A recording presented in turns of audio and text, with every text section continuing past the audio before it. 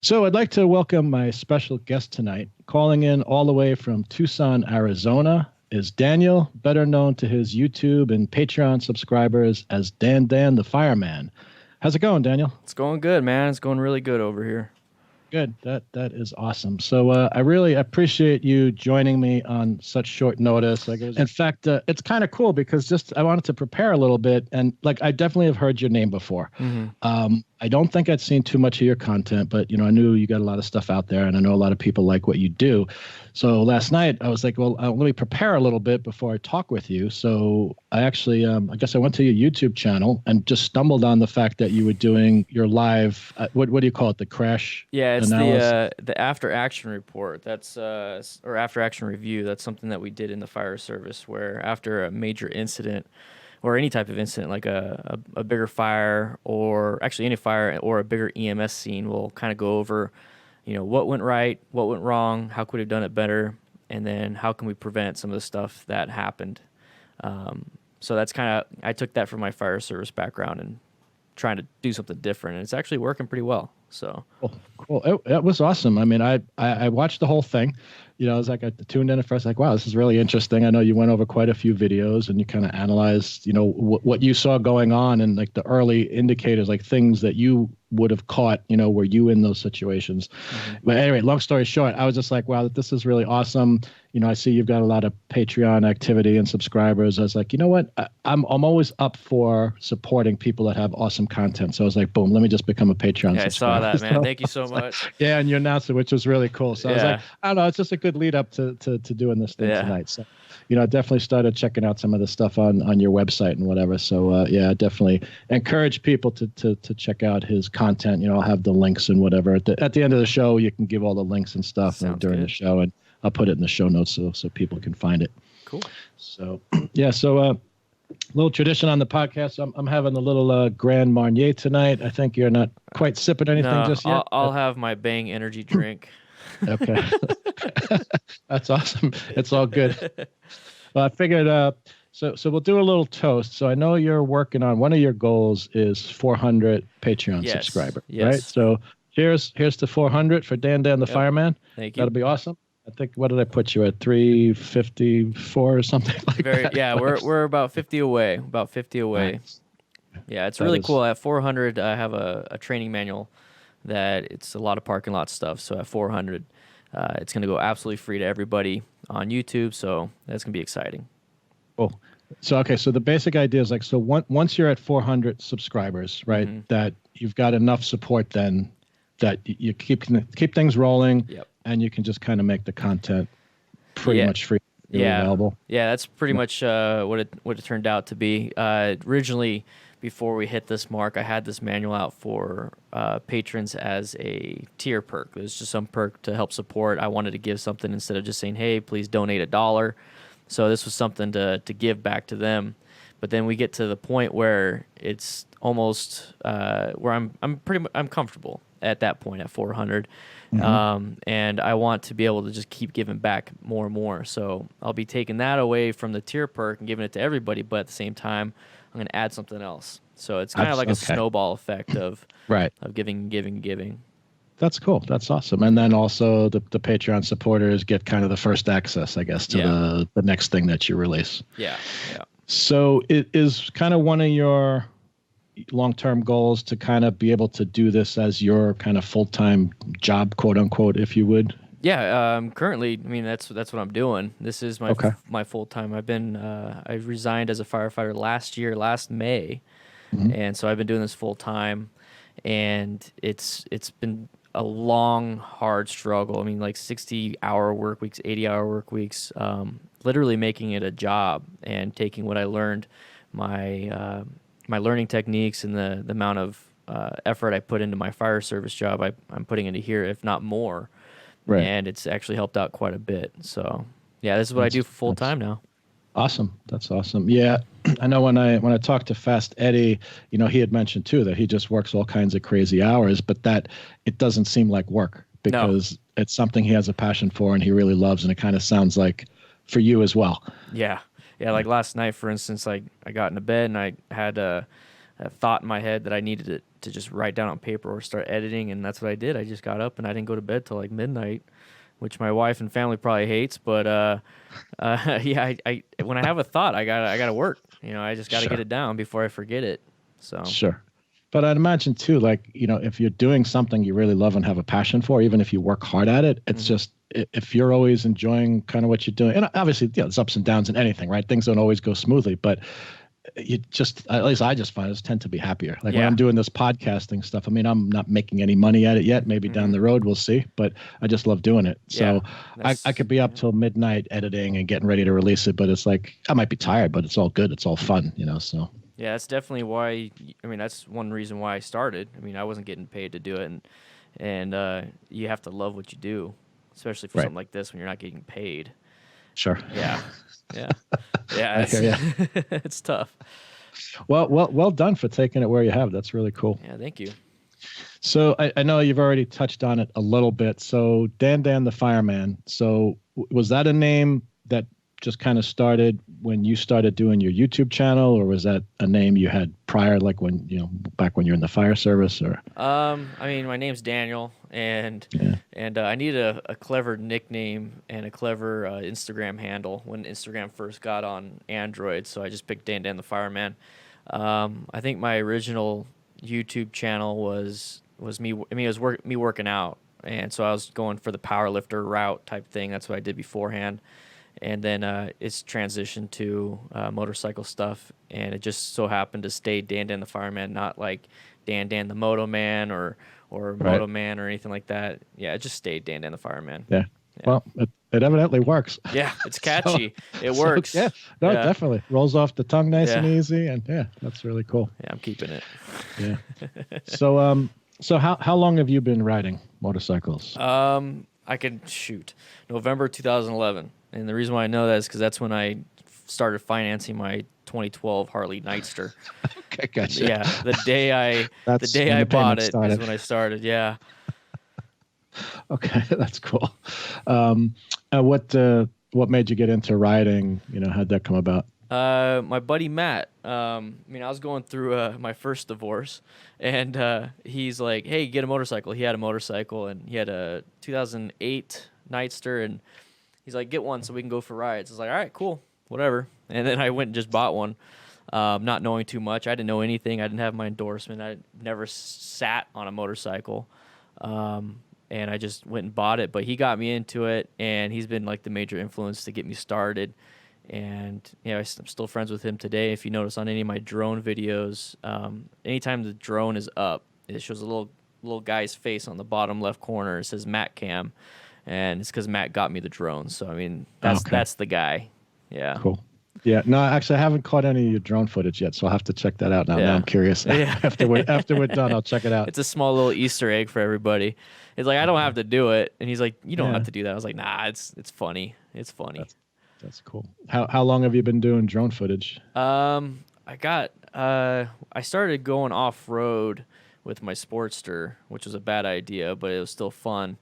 And I wanted to get drone footage, so I got, I think it was back in 2016, maybe 17, I got the Phantom 3 Standard, and I started going off-road. It's a massive drone, and I had it started following me. So all my Saturday Scrambler videos from back in the day has drone footage of it following me through the desert. And then I stopped because I stopped going off-road, and I started doing these tip videos. But now that I'm doing a lot more... like instructional videos and stuff. It's just another tool to have, especially if you want to get a different angle to help, show what you're trying to tell. Sure. And so now I started incorporating that in my parking lot and range exercises, which has been really helpful. Okay, so that was interesting, maybe ironic. So Daniel talking about all this high-tech stuff with the drone, and actually, fortunately, he kept talking, and I guess my system froze or something like that. So we kind of we captured all of what he was saying. So that's really awesome. But so that's cool with the drone stuff. Yeah. What was I going to ask? Is so you mentioned about the follow me feature. Mm-hmm. That was good. Yeah, the follow me feature it's pretty cool. I mean, you could set the elevation, all that stuff, but once again, it's just like any other camera. Just because as wings and blades, and it's just another tool. I mean, you don't want Right. to go overboard with it. Sure. Yeah. Sure. Yeah. Oh, cool stuff. Cool. Um, so then, okay, so you started out on the Harley, and if I'm not mistaken, right, your current bike is the Indian FTR 1200. Yes, it is. Yeah. Nice bike. Congratulations. Yeah, thank you. I haven't made a payment yet, so we'll see. Brand new, huh? Yeah. Oh, that's awesome. Yeah, I had emailed when we were emailing back and forth. My girlfriend Gina has the Indian Scout 60, which she's had for almost 2 years now. So she's loving that. Yeah, it's a great bike. That's a great bike. Yeah. But yeah, the FTR 1200 is a beautiful bike. Mm-hmm. So I haven't test ridden one yet, and I think it'll probably be a while. Like the dealer where she got her bike is definitely cool about test rides. That's not a problem, but I know that they're so in demand. Like I know they were like kind of back ordered. So I'm pretty sure they come into the show, like, you know, they get a delivery, it comes in the showroom and the owner comes and picks it up, and that's kind of that. So yeah, I'll either have to find an Indian demo truck or just wait till it chills out a little bit. Yeah, probably. Yeah. Any motorcycles you had in between the Harley and this? I had the Harley, and then I got a KLR 650 for about 6 months that I barely rode, and then I sold that basically for what I bought it for, private party. And then Nikki, my wife, she has the 2018 Honda Rebel 500. So cool. That's pretty much my motorcycling experience. So I've had 4 bikes my whole life, including hers. Yeah. Right. Gotcha. All right. You're a little ahead of me. I've bought 2 bikes, which I still have, Kawasaki Vulcan S, and then the Z900 RS. So, which I tend to ride more than the Vulcan. The Vulcan's great, but once I got used to the extra horsepower and whatnot and torque in the 4-cylinder, it's like, yeah. Yeah, I know. Yeah. So that's why I can't wait to try the FTR 1200, because I know it's even up a little bit on horsepower, and I'm sure definitely on torque. So you spent about 10 years in the fire department? Mm-hmm. Yeah, about 10 years. I think it's like 10.77 years or something like that. But yeah, roughly about 10 years in the fire service. Okay, gotcha. Yeah. Now, was that as a firefighter, or do you have like any paramedic or EMT training or anything? Yeah, that was a firefighter EMT. Yeah. Okay. Yeah, straight firefighter EMT. Gotcha. Okay. So how long when you train to be an EMT, like how long a program is that? That's they usually do like an EMT academy, and that's roughly 1 long semester, maybe 1.5 semesters. I forgot exactly how many, but they can rush you through it in a month, which is extremely hard, or they can take their time with you for about 2 semesters at a college. Right. It all depends on where you're at, but I've done the rushing, I've done the full semester, and I can tell you what, it's a lot harder to rush that kind of stuff. I'm sure. Yeah, there's way too much. I'm guessing there's a lot to learn. Oh yeah. Yeah, that was the cool thing about watching your live stream last night, is obviously, you know, you have the medical background and understanding of things, and so just the insight you're able to give into injuries and stuff, like just the videos you were reviewing, it's like you could look at it and kind of give a medical assessment of, hey, this is probably what's wrong with the guy or girl or whatever, and that kind of thing. So that's pretty cool. So as an EMT, like what are the things you are allowed, you know, quote unquote, to do on a accident scene? I could pretty much do anything my certification allows me to do, which is within basic life support. If I go outside my scope of practice, that's what it's called, is that, like, if I try to give somebody an IV, that's a paramedic skill. And I wouldn't be able to do that, or give medications. If I tried doing that, I'd get my license revoked, or my certification revoked, and then I'd probably go to jail. So I have to stick with what I know. And I mean, I know quite a bit from the experience and what I've seen, but at the end of the day, if I roll up on a motorcycle accident or any type of scene, I don't have the tools to do it. So it's mainly CPR and controlling bleeding and making sure the person stays breathing until EMS shows up. Mm-hmm. Okay. Yeah. Now, were you doing that for most of the 10 years? Being EMT and like running on EMS calls. Yeah, that's about 90% of your calls. Firefighter EMT stuff, especially municipalities like Tucson or Yuma.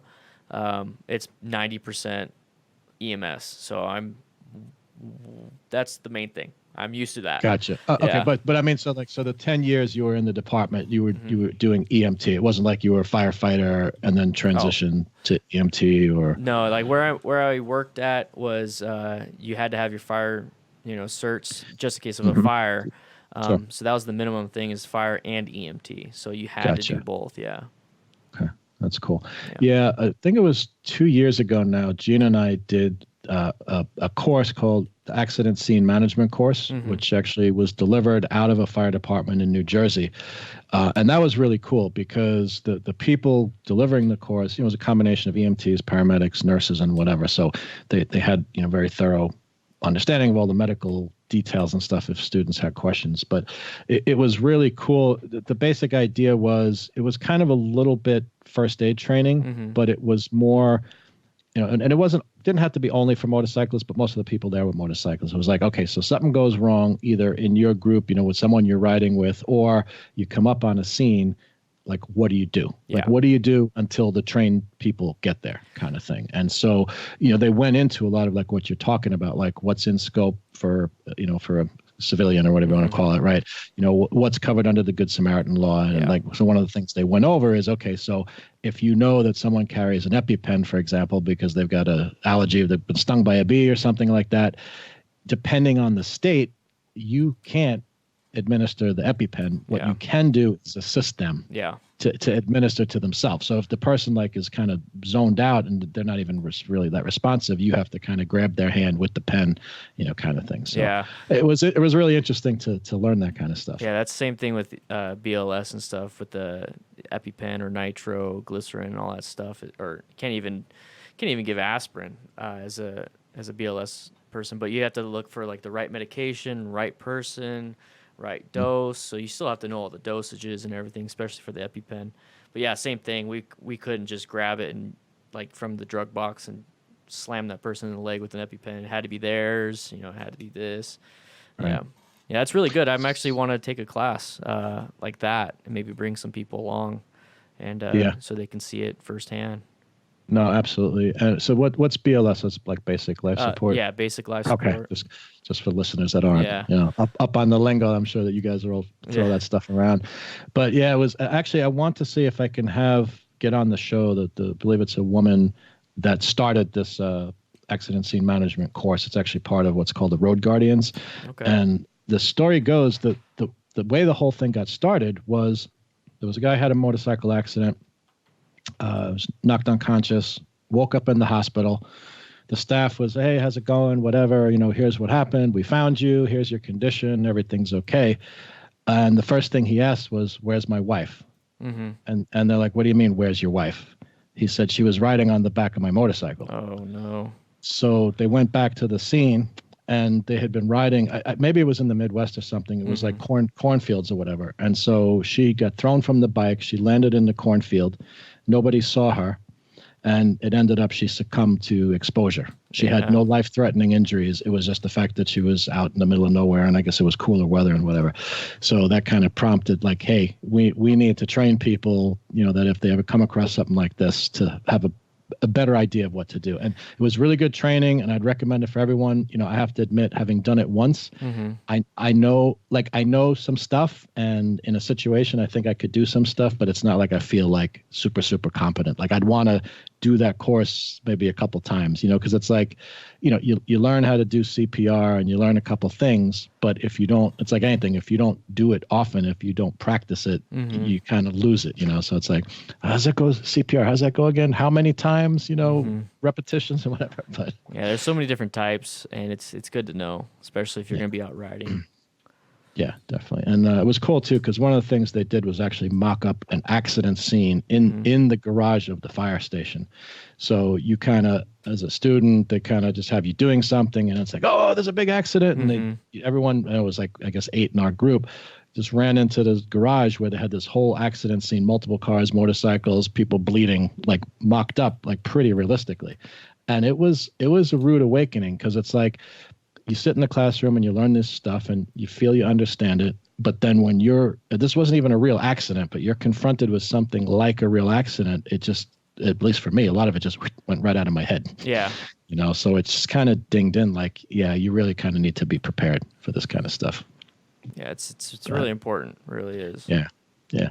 So how'd you make the transition then? So you were doing EMT stuff in the fire department, and then how did, Dan the Fireman and your social media and YouTube channel and all that, like what got that started? Well, I mean, I started just writing and making motorcycle videos based on, I wanted to look cool and use some video and some cool music to it.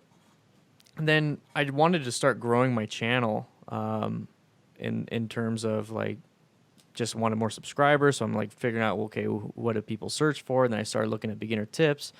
And I was like, well, I got my own spin on it as an EMT firefighter. It's like, I've seen these accidents and I already don't want people to crash. And I'm tired of seeing the accidents. And so I started transitioning more towards that. And then it really picked up. And then it just started really evolving to where I started delivering a lot of information to people, and they kept wanting more and more and more. So I just kept making more and more videos. And now it's just full on. Instead of being a firefighter EMT, I'm doing this full time. That's who I am. I'm Dan the Fireman. I'm the person that delivers motorcycle beginner tips and how to be safe and in accident scene management. I was actually looking up classes just now.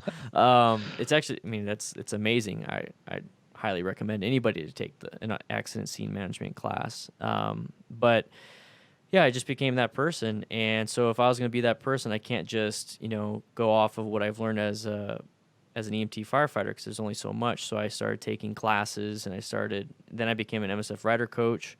So that way I can have more knowledge when it came to me delivering the right things.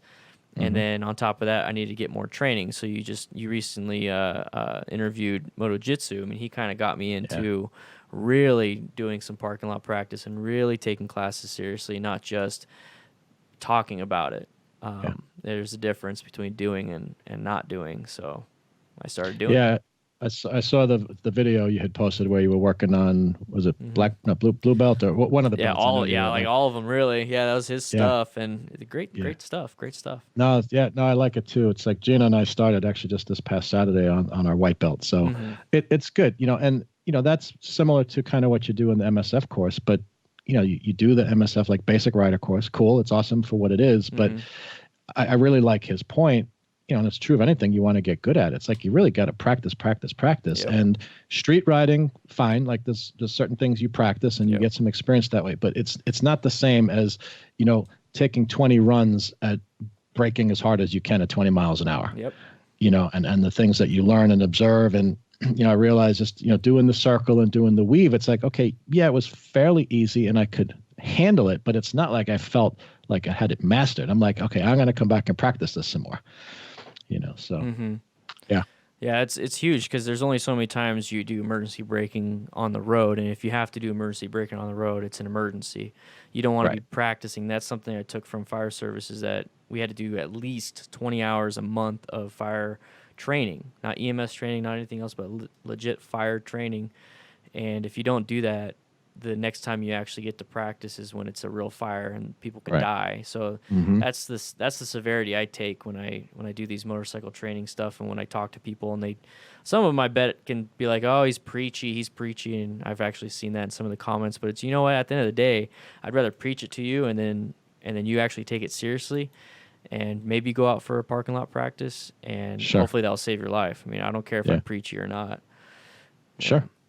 I mean, look, I think everyone has to just say what they think. Like, when you're saying what you think from your viewpoint and everything you've seen, and that was something that came out in what you were doing last night. Or actually, no, it was today. I was watching the video.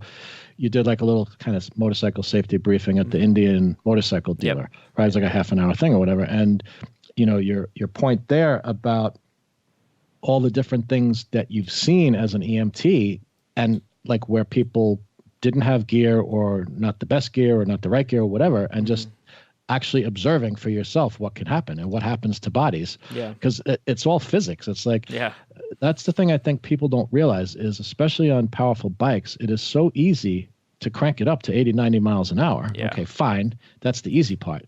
But people don't think, I think, about all the energy that's stored up, and when that thing comes to a stop, there's not that much. It's not like a car, like a cage, right, where the crumple zones and whatever absorb most of that energy that has to be dissipated. A lot of it goes through your body. Oh yeah. So I mean, just from the video, the live stream last night, June 4th, I guess, because for everybody else that will probably hear this later, that accident at night where the guy was probably going 30 miles an hour, 30, 40 miles an hour, got hit, or he hit a Jeep. And it's like, guys, that's what I see. And I spent like 45 minutes on that one video explaining what happened. And it's like, that's the stuff I see. And that's kind of one of the reasons why I got out of the fire service, because I was tired of seeing it.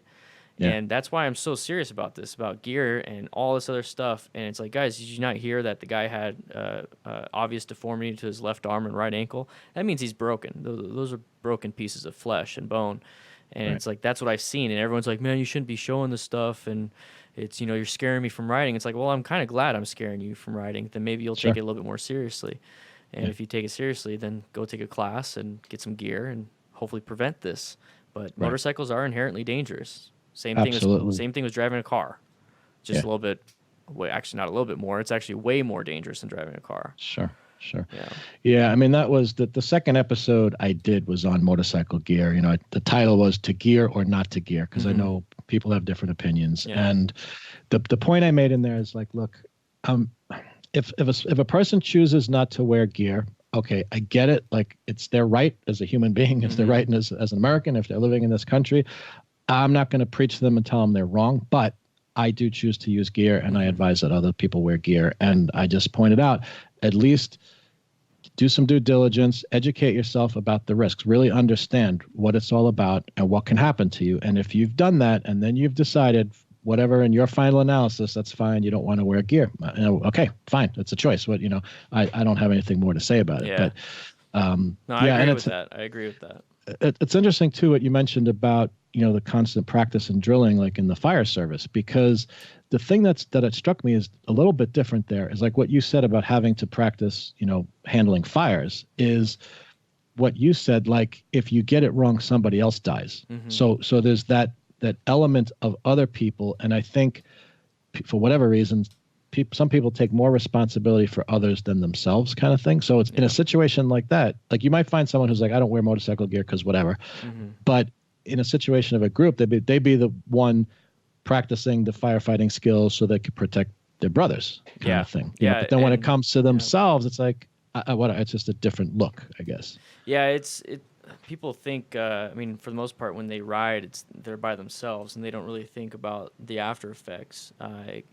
Just imagine getting in a crash that you get severely injured, and it's not life-ending, it's life-altering, and you have a family. Now they got to take care of you the rest of their lives. Once if they decide they don't want to take care of you, now everybody's in a bad spot. But when it came to the fire stuff, if I don't train enough, my partner could die. I could not be in shape, and then I couldn't drag him out, or I used too much air in my tank, and I didn't skip breathe and a bunch of other stuff, and then I run out, and he has to try to drag me out, and now he dies because he got all these different things. It's not really like, well, if I die, I die. That's typical. That's going to happen. So if I go riding, I die. That's not a big deal. I don't have to worry about it anymore. But the other people have to worry about it, or let's say I get in a crash because I wasn't doing what I was supposed to be doing, but I'm perfectly fine. But now somebody hits one of the firefighters, EMS, that are on scene. And it's like, I wouldn't like that. And a lot of people don't think that deep of a level. And I think of all aspects when it comes to that stuff. So I try to minimize my impact, my negative impact on anybody and everybody. Right. That's my goal. Yeah, no, it's a good point. And if it's even like, considering carrying passengers, because that's one of the things, Fast Eddie has mentioned is like, hey, my advice is if you're going to carry a passenger, make sure you can at least do these moto jitsu drills, like in a parking lot, controlled environment. Make sure you could do these things with a passenger. If you're cool with that and you're confident, comfortable, okay, fine. But if you can't, do you really want to take, responsibility for someone else's life on the back of your bike? So it's a valid point. Yeah, it's a valid point. Yeah, I agree with what he says on that. Because it does change. It changes everything. It does change how you brake, accelerate, turn, all that stuff. So you really do need to practice that. Yeah. Totally. Yeah, it changes the dynamics of the bike and whatever. So, when you were in the fire department, right? Did you like have a plan? Okay, so I'm going to transition out of this and full time do social media, or did it just kind of, you started the social media and it just kind of built to a point where it was like, hey, I could, or I need to do this full time? It got to the point where it was almost like a part-time. The social media stuff was a part-time job, and then I was already for the last year and a half, 2 years of the fire service, I wanted to get out just based on a few of my own little mental health issues with the, I don't want to say PTSD or anything like that, but like I said, I don't like seeing that stuff anymore, and that's why I try to promote safety. But it kind of it came abruptly. It just happened to where I just stopped being a firefighter, and luckily I had this on the side, and so I went from a full-time with a pension to a part-time with no pension. So I just started working really hard to bring it up, and it's at to the point where now I can actually start giving back a lot from what people have been giving me, and I like doing that. So that's awesome. The world of the entrepreneur now, right? Yeah, I know. It's basically, yeah, it's a whole new world, man. It's a whole new world. That is really cool. That's really awesome. Well, like I said, I haven't seen tons of your stuff yet, but I know you have a good reputation. I love everything I see, so I definitely want to encourage people to look at your stuff. And I know like you've got over 92,000 subscribers now, right? On YouTube. So 92,381. I got a little counter right there. My wife got me. Yeah, she got me that for Christmas. I like that. So what's the big celebration going to be when you hit 100? Like anything planned? Like nothing planned. I don't plan much, but take it as it comes, right? Yeah, I take it as it goes, and then the main thing is a lot of stuff people don't see behind the scenes, but I do like Patreon meetings. I actually got one coming up. Where I talk about, the direction of the channel and everything. And I try to treat it like I'm the fire chief and I'm coming down to talk about the projection plans of, the department. Well, I'm doing that with, like I said, I take a lot from the fire service and what I know, and I take that down to here. So for Patreon, I'll tell them, hey, this is how everything looks. I'm going to be doing the DDFM USA tour pretty soon, or like this is the projection. And blah, blah, blah, blah, blah. And they like it. I like doing it because I like to keep people in the know. As somebody down and below at the bottom at the firefighter EMT level, I'd love to know what the chiefs were talking about so I can make my own decisions. And yeah, it's so probably for the 100,000, I don't know. I have no idea. Maybe a giveaway. I don't know. I'm already giving away. I'm starting the giveaway. That's the thing. GoPro, right? Yeah, the GoPro. Yeah. Nice. So like when I told you I was going to take away the $1 tier at 400, or I was going to take away the perk for that. Is that I want to give more. I'm not going to take the stuff away. I want to give more. So it's like, well, I got a bunch of equipment that I know people would love to use that I don't use anymore because I just recently upgraded. And it's like, well, I got a GoPro Hero 4 Black with all the accessories. I'm going to buy a rock form motorcycle mount for everybody, or not everybody, but as a giveaway, and then hopefully they'll give one away too. So I mean, like I'm trying to work my celebrity to get companies to give back to you guys, and that's the point. It's like I don't need all this. That's kind of who I am. It's like I don't need a bunch. Right. I mean, I had the same bike forever until recently. So kind of pay it forward, I guess. Yes. It's like that's cool. That's really awesome. Hey, might as well take advantage of it, and it gets the products in people's hands, and people are using it, and I'm sure the people providing stuff to you love that. Yeah, right? Yeah, they do. Yeah. So I just was. Like I said, I watched that one video you did at the Indian dealer today, and there was a couple of things that you mentioned in there I thought I would just kind of point out for my listeners and both for your listeners too, that I just thought was some really good points. And like one of the things you said was the need for people, like people have to want to be safe. Yeah. It's kind of a prerequisite for this whole thing. And I guess maybe in part that's kind of like when I did my second episode and whatever, that's kind of where I'm coming from, is it's like, for people who aren't big on gear or they're not at GAT or whatever, it's like kind of give them reasons why they want to take a look at it, because you can't force people to do things. You can set a good example, you can encourage people, whatever. Ultimately, it's their choice, kind of thing.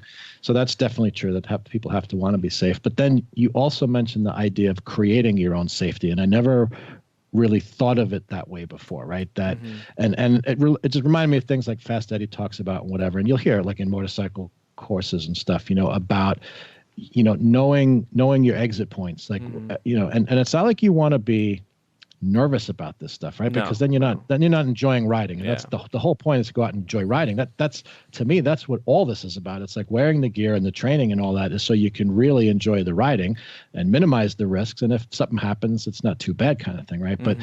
But so that you're constantly vigilant. It's like you're looking around and like, what's my exit routes? And if this happens, what do I do? If a car runs that red light, what do I do? If, someone runs the stop sign, what do I do, kind of thing. But the fact that, like, I like that way of putting it, like you're creating your own kind of safety zone, just by looking out way ahead of you, what's happening, being aware of things, you're just increasing the likelihood that you get home safe.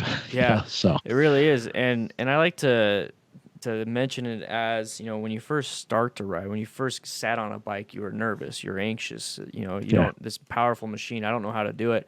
But then when you slowly just do it, you become more comfortable and more comfortable. So people don't like to start something new, which is, take a class. Nobody wants to do that. But once you take a class and you start practicing that stuff, it's not nerve-wracking anymore. And now you have a base foundation of good safety. And so you're creating that for yourself. And the same thing with wearing gear. It's like at first it kind of sucks probably. You're wearing full gear, but then you start getting used to it. And now it's your new normal. So creating a new normal for you, which is based in safety, you don't have to think about it. You never think about it. And then now you're safer. And and it's just part of what you do, yeah, kind of thing. It's interesting you mentioned that, because I was thinking about this the other day. Like when Gina and I did, she had ridden motorcycles like years and years ago, and she's the one that kind of started. She's like, hey, I want to start riding again. So I was like, okay, cool. Let me join you. It sounds like fun. I always like motorcycles. So we did the basic rider course, and I remember, she found on the website, okay, so here's what we need, prerequisites for the class. It's like, you have to have no sandals or anything. You have to have shoes that cover the ankles and long sleeve shirt and, whatever it was, right? And I'm like, oh, it's like summer. It's hot out. I have to wear a long sleeve shirt. Are you kidding me? Like, what's the big deal? We're just going to be in a parking lot, right? And it's just funny to see the change from that, and then as soon as we got there, I understood it, because it's like, before you get on the bike, you're like, oh, whatever, it's just uncomfortable. But then you're there going, well, yeah, like I'm a little shaky doing this turn thing, right? Like, that the pavement's looking kind of rough. Like, I could see if I fall over, I probably would, like to have my arms protected. That'd probably be a good thing. Yep. And then, it just got to the point where it just was natural. It's like, I just kind of want to protect myself. And I just find, and something I mentioned in that episode, is one of the reasons I like wearing gear is when as I'm putting the gear on, it's like a reminder to me that I'm motorcycling now. It gets me focused. And in present time, it's like, okay, forget whatever problems I have, whatever is going on. It's like, I'm going to do this thing now, and this is my focus, and this is what we're doing for the next however long it's going to be. And it kind of, I don't know, putting on a Superman suit's not the right way to put it, because that's actually something I noticed too at the beginning. Was sometimes early on, like I would gear up and feel invincible, like, oh, I got my pads on and my stuff, and and I'd have to remind myself, it's like, well, you're protected. You're not invincible. Yeah, this is a different thing. It's huge. But it's just, I guess I've just taken gear as part of motorcycling. So, even if I'm going to do a ride around the block, I gear up. And it's a pain. I mean, honestly, sometimes I take the car instead of the bike, because it's not worth to me all the thing of putting on the gear and riding the bike and taking the gear off. So it's like, you know what? Instead of not wearing the gear, I just don't take the bike, and I drive or. I drive a lot. I'd rather drive most times. I mean, if it's like, I got to do some errands, I'd rather drive and put it in the trunk of the car than have to try to figure out how to get on the bike. Yeah, even though riding there would be more fun. But it's at the end of the day, if I was like, it's gonna rain, I'll probably just drive. And that's great to have that option. But I know some people that they don't have that option, and they got a motorcycle only. And it's like, well, okay, well then if that's the case, you need to train for it. You really do need to train for it. Yeah, absolutely. Absolutely. Yeah. The other kind of policy I've adopted is if I'm like upset about something or tired, like I don't ride. Yeah. I don't ride the bike. If I'm not feeling 99%, it's like, nope, too risky, don't do it, kind of thing. Save it for another day, which I think is important too. Like you said, for people that like motorcycles, their only method of transportation, you don't have that luxury.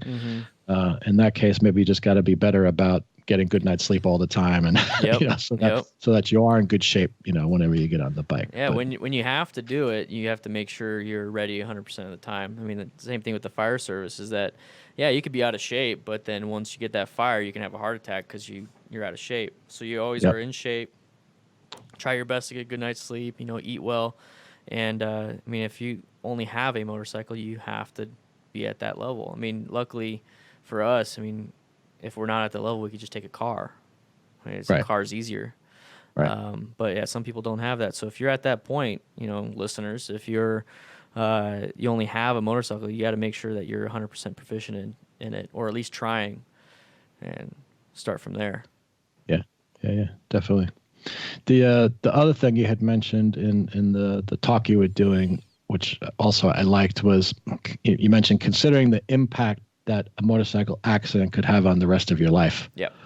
Right. So and not that I think people should be worried about the future, but I do like to plan for the future. And like, I always know, hey, what do I want to do a month from now, 6 months from now, a year, and so it is a really good point. It's like, is hey, it's a little warm today, let me not wear the jacket kind of thing worth, if something goes bad and you get hurt, what that could mean in terms of the long term. Yeah.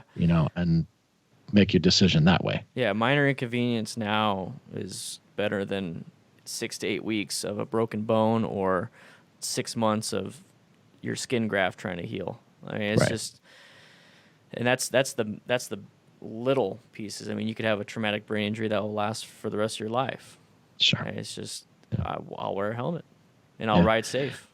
Yeah. And you even mentioned something like, you asked everyone, so how many people use their hands every day? And I thought, I'm a computer programmer. It's like, this is what I do.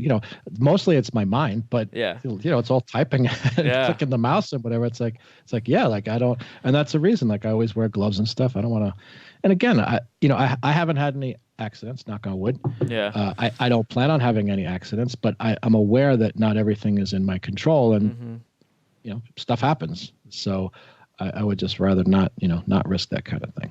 But, yeah, you need to try your best to, this is for everybody, is that, having gear and taking the classes are just reducing the risk. The risk is still there.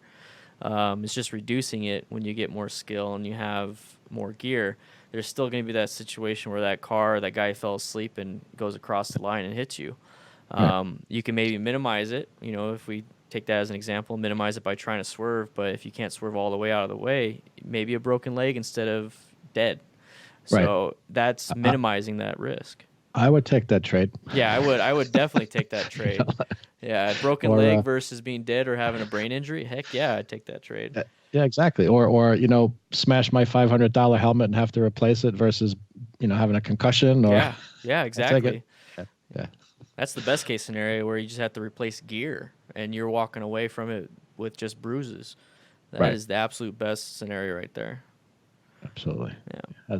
As the saying goes, it's easier to replace motorcycle parts and gear than body parts. Yes, definitely is, and it's cheaper.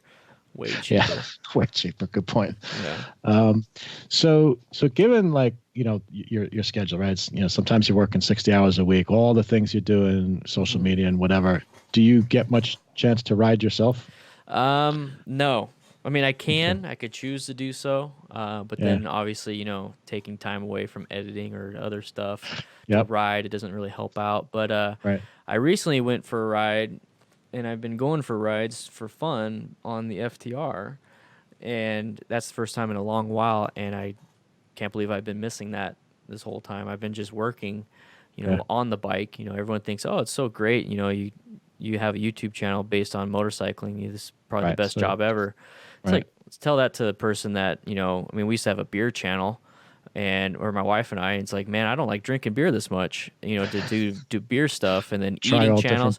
Yeah. So it's like, I love beer, but it's like, I don't like, creating content around it. So when I go film, for the longest time, it's like, man, I got to get back on the bike so I can film this. But now it's, well, I'll get on the bike because I like getting on the bike, and I'll just record how I react to it.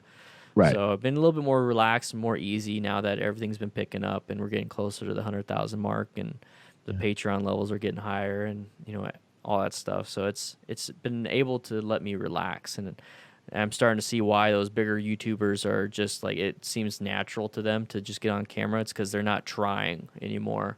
They're just working, or not working, but they're having fun, and it gets seen on camera. Yeah. Sure. That's cool. All right, but so you are able to get in some just for you, just for Daniel writing. Yeah. I've been lately, the past 2 weeks, it's been great. So just that's recently. Awesome. Cool. Which color scheme do you have on? I couldn't quite tell on the FTR 1200. Is that the gray and red? It's the gray and the Indian red. It's like a crimson red and metallic. It's slowly going to change, so we'll see. I'm starting to like it more though, more and more. That's a pretty combo. I mean, my favorite is like the white and red, like, modeled after the flat track bike. Yeah. But that's a pretty bike.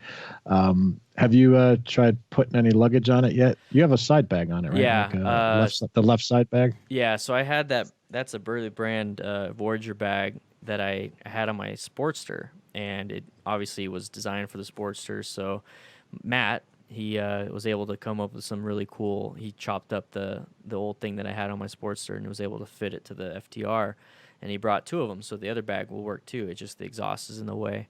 So sooner or later, whenever I upgrade the exhaust and it's a little bit lower, I can have two bags on there. But yeah, I got the bag, and then I got the luggage rack on the back. Those are the only additions that I have so far that I've put on. I have a set of aluminum radiator guards that I still have to put on that I keep forgetting about. Yeah. But all the little to-do list of things right after you're done editing your video and posting it on YouTube and all that stuff. So some time for you and your bike, right? Bonding time with the bike. That's funny. Do you have the S model? Yes, I have the FTR 1200S. Okay. Does that have cruise control? Yeah, it's great. It's great. That's the only thing like I wish I had on the Z900 RS. I've got it set up so I can carry luggage if I want. Top case and side cases. It's awesome for a weekend. Like 2 weekends ago, I went down to New Jersey. They had the vintage motorcycle races. I could carry my camera gear and all that kind of stuff. But yeah, cruise control. I've got like this wonky kind of throttle lock kind of thing, which it kind of works. I've yet to try one that like is really reliable. They just never quite hold, or it's a weird feeling. It's a weird feeling just to take both hands off and trust it. Absolutely. It's a little piece of plastic or something that's keeping you going at whatever speed. Yeah. It's pretty funny. I know I mentioned earlier, I noticed you have behind you a Total Control book there by Lee Parks. It's a good book. Any other favorite books you have, do you recommend for riders? Outside of my ebook. There you go. Fair enough. I got a it's module 1. I based it off of the probationary books that you would get as a new firefighter. You'd have to complete certain probationary books, usually like module 1, 2, 3, or 4, and they just got progressively harder building upon your skill. So I got module 1 out. It's 50 plus pages, and it's literally for just like the brand new spanking rider or somebody that wants to refresh on some of the skills. So I talk about the 6 most common types of bikes and what they are, and I talk about motorcycle maintenance, a little bit of it. I talk about tires, the tire guide and like what to look for, how to maintain them, and then a bunch of other little tips. Helmet, how to check ratings, and how how long a helmet will last, and so it's really good for that aspect. I came from the beginner. I want to get somebody ready for the road.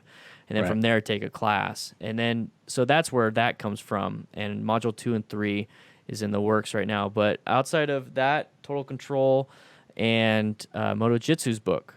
I mean, I got I actually have it in my backpack. Actually, I have it way over here. And it's a great book. It really is a great book. Highly recommend it. I actually got this one for free from himself, so I got it. Cool. I got it signed and everything from him. Nice. So I've been using. It says "Shut up and practice." It does. It says "Shut up and practice." It says now "Shut up and practice." No, I highly recommend his book, and you've been practicing with the white belt and everything, and I don't want to show too much inside here, but everyone. I've seen some reviews. They're like, "Oh my gosh, it's so thin," but then when you go through it, there's no fat. There's no fat in there. There's no screwing around. It's literally take this, shut up, and practice. Right. Love it. And that's one of the things I've pointed out from my listeners, and I know like some of his subscribers and stuff, people misunderstand what the book is. Like that's the handbook that you carry with you so you can easily refer to what the drills are and how you set them up. Yeah. But the real meat of it is all his videos and stuff on his YouTube channel, which are actually free. So like my point was, I've gotten so much out of the guy's videos. Let me pay $10 for the booklet, and then I've got it. I have the ebook too. And the nice thing about the ebook is all the it's hot links in there. So I just pull it up on my phone. It's like this. Okay, I want to do white belt. Good. Click the video. Click the link. Brings you to YouTube. There's the video. How you set up the course, and it shows him demonstrating or whatever. So it's pretty slick how he's got it set up. Yeah, I really and like then. It. So your ebook, right? That's the one you were saying, like currently that's available as a Patreon perk, right? That eventually will be the ebook itself you can buy.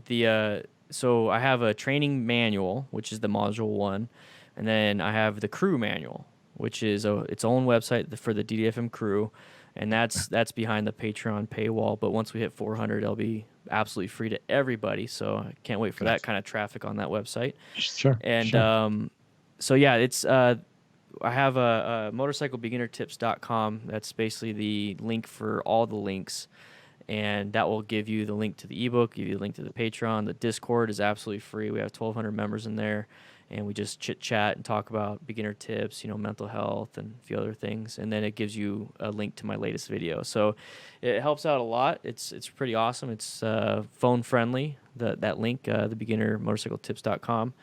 But yeah, I kind of space it. So there's the training manual and crew manual. It's almost like the owner's manual and the service manual, for a bike. The owner's manual only gives you enough to get going. And then the training manual is like the service manual, where it's like it's in depth and you can understand. So I try to mold it towards, the fire service and motorcycling. So it's a little more common for everybody to understand. Yeah. But yeah, beginnermotorcycletips.com. There you go. Yeah, I'll put that in the show notes. Awesome. So people have it. Cool. So I know we've kind of talked about a lot about this already, but any advice you have, because so back up a little bit, and my listeners know this. I'll just kind of fill you in briefly, and I know I said a little bit in the email, but the reason I started this podcast is, I started riding 3 years ago at age 53, and I just freaking love it. And I was listening to all these different podcasts and people talking about, the motorcycle industry is doomed and it's shrinking and all this kind of stuff. I'm like, what are you talking about? I just found this activity that I really love. I want to do what I can to just get it known to people. And there's so many. There's so much good content out there, like what you're doing, like with your social media. Fast Eddie's got his thing going. You guys are trained MSF coaches. I haven't done that yet, although I'd like to, at some point maybe train.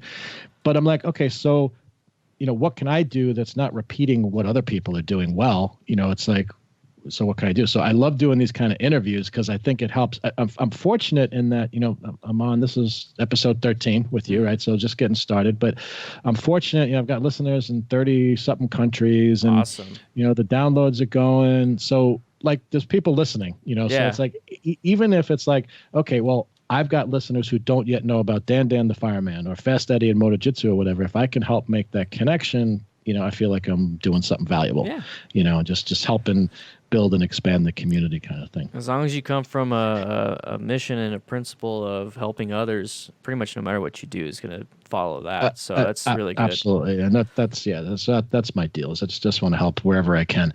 So anyway, so the point being, one of the reasons I started this, and it's kind of broadened out because I have listeners of all skill levels, and I've even had people email me and say, hey, don't forget you have listeners who are experienced riders. So, give us some content too. So like what we're talking about, I think totally it crosses the gamut. Like all levels of riders could benefit, from this kind of stuff. But so being that I kind of started out with the idea of, helping new riders, beginning riders get started, is there anything we haven't talked about tonight, advice that you have for people starting out, whether it's choosing their first bike, selecting gear for the first time, anything like that? Yeah, choosing your first bike and getting your first pieces of gear. It's literally try it on, and then just because it looks good might not be the best for you. I mean, there's some bikes out there that are badass looking, but I've sat on them and I'm like, there's no way I could do it for what I want to use it for. I mean, just like, well, the shotgun's the best home defense weapon ever, but then are you going to carry that around with you when you're out in the mall? No, Right. you're going to get what's worth, or what you're going to be using it for. So go out and sit on a bunch of bikes, see if it fits good, see if it fits what you want to do, and if you're able to be comfortable on it, that's the main thing. It's not like a car where you just find the car and you see how many cup holders it has and does it have Bluetooth. That's awesome. You're not Right. you're not doing that. It's like you literally have to have it fit to you. And the same thing with the gear. Seatbelts are seatbelts. They'll wrap around you. You might have to do some adjustments. Up on the top. Everyone does that. But on a helmet, if it doesn't fit you, it's not going to do any good. If it's not strapped in, it's not going to do any good. Same thing with all this other gear. So make sure you try on some gear. Go to a local place, try it on. Try to get it fitted, see what works and what doesn't. Summer gear, winter gear, 3-season, 4-season, all this other stuff. And there's a lot to know. That's why there's channels out there like this for beginner motorcycle riders, because there's just way too much to understand and know. You can't just jump into it and think that you're going to be okay. There's a lot that goes into it, not just safety wise. Right. Yeah, that's for the beginner riders. I mean, for the advanced riders, I suggest watching MotoJitsu. Still watch me to get a refresher on how to stay safe. I'm more on the psychological aspect of it. He's more so on the skill, and then he talks about the psychological. But he's got a lot of skill, and that's his strength. So I think that's what he pushes out there. And for me, my skill is communicating to people, because that's something I had to do as a firefighter EMT. I had to communicate to patients that are in emergency situations that are freaking out, and I had to calm them down, and I had to relate to them. So that's my strength. But once again, I mean, everything's evolving. So I'm just gonna run with what I know, and that's the psychology of it all, and hopefully get people to get pushed in that direction, and then find resources for others. So. Yeah, that's a good point. I started reading, because it's one of the recommended reading for white belt in MotoJitsu, Keith Code's Twist of the Wrist, Volume 2. It's a good and book. He starts out, definitely. He starts out talking about that, like basically kind of the psychological aspect of things, and how, survival mechanisms and kind of innate fear that we have often gets people to do the wrong thing that they should do on a motorcycle. Yeah. And so it's just really interesting. So I definitely recommend people read that book. I'll, also put the link in the show notes, but because it gets a lot into how that, how you react and how you behave then filters down to how the bike behaves. Yeah. Because the bike is following certain laws of physics, and it's designed to work optimally a certain way. And if you do something that counteracts or fights that, you're going to get yourself in trouble. And that's when you low side, high side, all that kind of scary stuff that nobody wants to do. Yeah, I know. It gets freaky at that point. Yeah. But all right, cool. So anything you wanted to talk about, touch on that we haven't yet? The only thing I really want to touch on is that there's only so much you can do with YouTube and these books. A lot of this, I mean, it's not like taking an online class for English writing, where you're just writing and that's it.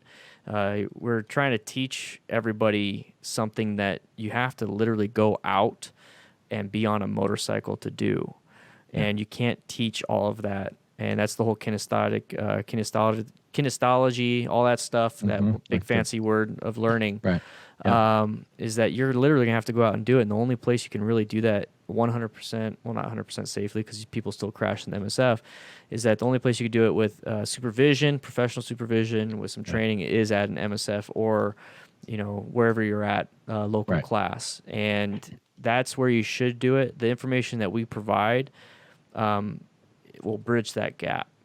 So you literally have to go out and train yourself. You have to go out and get some professional training. That's how I promote my ebook. That's how I promote my videos, is that I'm just here to get you ready for the class so that you're not freaking out about the investment into the class and your gear. It's like you don't want to spend the wrong amount of money on the wrong gear. So I try to get you into that area. And it's very important to go take a class. I learned way more taking classes than I did reading online. Yeah, that's a really good point. That it is like a whole package. Yeah. Like it's reading, it's getting the knowledge. The supervision. So doing the courses, doing all levels of courses. At Fast Eddie, I think he's up to his 21st course or something like that. I know, that's and crazy. he's a highly trained, very experienced, MSF and now total control rider coach. So yeah, it's like and the practice and yeah, it's just and that's the thing that really. It's not like I didn't believe that, but this Saturday, starting to work on white belt, it was like, okay, yeah, he's absolutely right. Like practice. Yeah. To the point where I'm like thinking, okay, well, the next time I feel like going out for a quick spin, all right, maybe I'm going to start over in the parking lot and I'm going to do my, parking space drill thing that, was okay, but like a little wobbly on Saturday kind of thing. So, yeah, so that's awesome. Yeah, it's very important. Very important. Yeah, and those classes that he's taken, he's in his 20s. They're not. I took BRC1 classes. These are. I've watched him take his classes. They're like track classes, advanced total control, all this crazy stuff. So he's. Yeah. And you learn a lot from one class. So imagine Sure. 20 plus. And I've only taken probably 8 classes, and then I've taught a few classes. So he's taught a lot. Right. So I highly support somebody like him that's doing what he's doing, and I'm just trying to do my own thing. So No, absolutely, and I think it's awesome that it kind of dovetails together. I know you guys have been kind of talking, and you hung out together one day, right? Yeah, that's coming. Yeah, he came down to Tucson last year, and he pretty much inspired me to take classes. I wasn't top of my game at that point.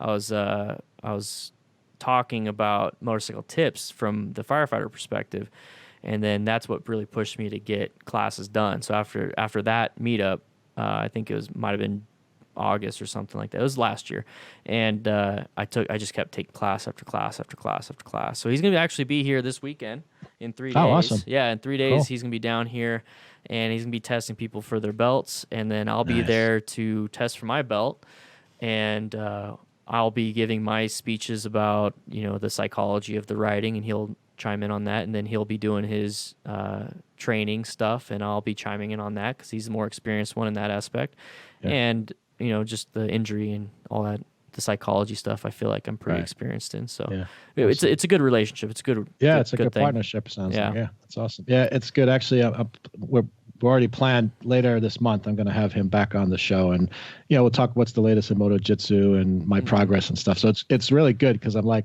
all right, good. So if I know I'm having him on the show again, I'm going to shut up and practice because I want to be able to at least say something. Like, since the last time I talked to you on the show, okay, I've now done this, or whatever. Yeah. Or, here's my questions or whatever happens to be. So, yeah, so it'll be a lot of fun.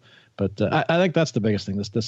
All this stuff is just a blast, and it's like all these different things that you're talking about that he's talking about. It just improves for me, and I hope for listeners who are doing this stuff. It just improves my ability to enjoy it. It's like, so when I do get a chance to get out and ride, I'm that much more confident. I'm enjoying it more. I'm more focused on what I'm doing. So I think it's really, really good stuff. Yeah, it's very important. Yeah.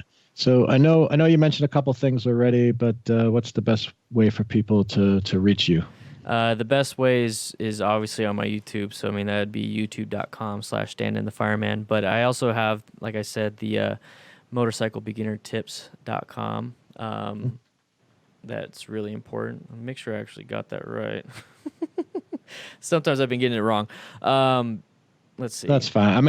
I'll put beginner motorcycle tips. There you go. Beginnermotorcycletips.com.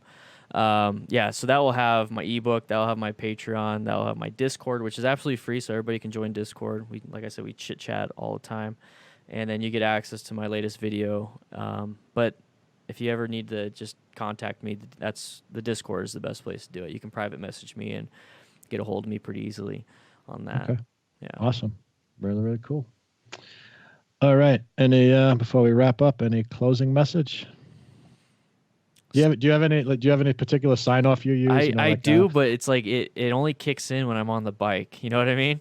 Like it's like I have to be on. Is it? I think it's like ride safe, be safe. There you go. Okay, ride cool. safe, be safe. Awesome. All right. So Dan the Fireman, I really appreciate you coming on the show. It's been a blast, especially I know like it was kind of came up last minute. So that's fine. I appreciate you making that go right, and I hope we'll get a chance to do it again in the future if you're willing. Yeah, I know. my listeners will love your stuff, and just keep promoting everything that's going on out there. Awesome. Awesome. All right, man. Have a great night. All right. See you later.